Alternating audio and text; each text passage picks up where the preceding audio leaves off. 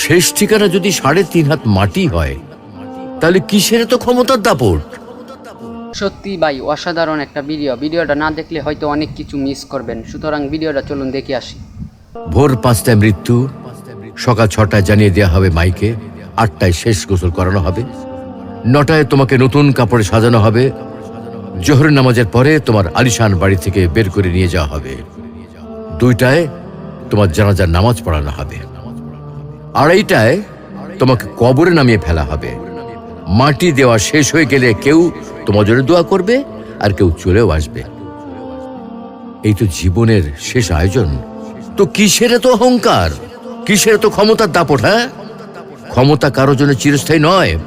অন্যায়ভাবে কাউকে ঠকালে একদিন ঠিক নিজেকেও ঠকতে হবে, এটাই নিয়ম। হ্যাঁ, এটাই নিয়ম।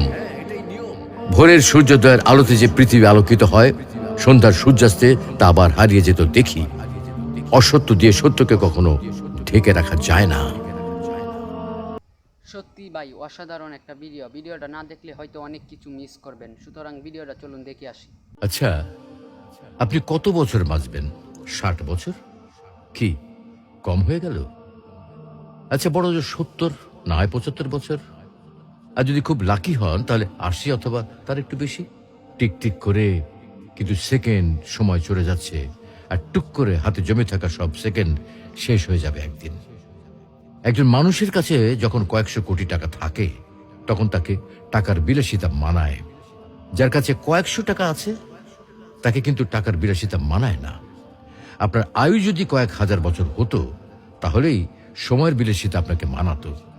এত অল্প আয়ুতে মন খারাপ, কষ্ট, পচা ব্যাপার স্যাপারগুলোতে সময় নষ্ট সুযোগ কই?